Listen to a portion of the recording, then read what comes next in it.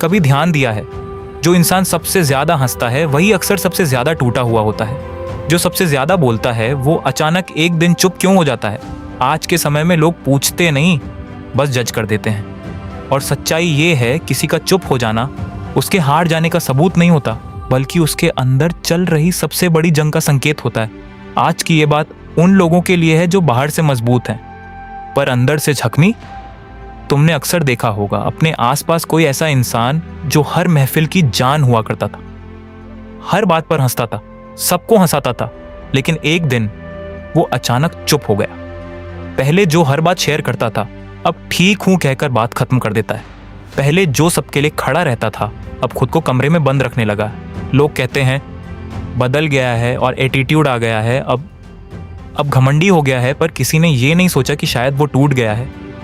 जो इंसान ज्यादा बोलता है वो इसलिए नहीं बोलता कि उसके पास बातें ज्यादा हैं, वो इसलिए बोलता है क्योंकि उसके अंदर बहुत कुछ दबा होता है। जब वही इंसान चुप हो जाए तो समझ लेना उसके अंदर शब्द नहीं बचे या सुनने वाला कोई नहीं बचा।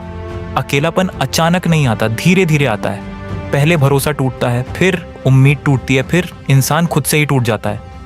जख्मी इंसान चीखता नहीं, वो मुस्कुराता है, वो सोशल मीडिया पर स्टेटस लगाता है सब बढ़िया है, पर असल में उसकी रातें रोते रोते कटती हैं। सबको लगता है ये तो स्ट्रॉन्ग है, पर सच ये है सबसे स्ट्रॉन्ग दिखने वाला इंसान ही सबसे ज्यादा अकेला होता है।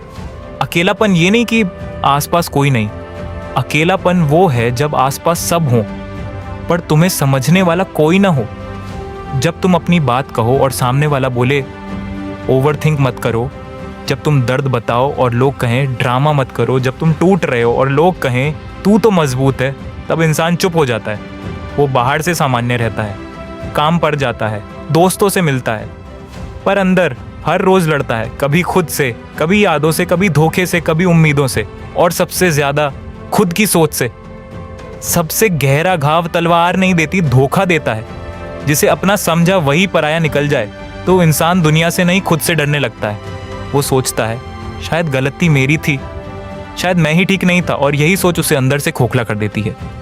दिन में सब ठीक लगता है, रात में सच सामने आता है, कमरे की लाइट बंद होती है और दिमाग चालू।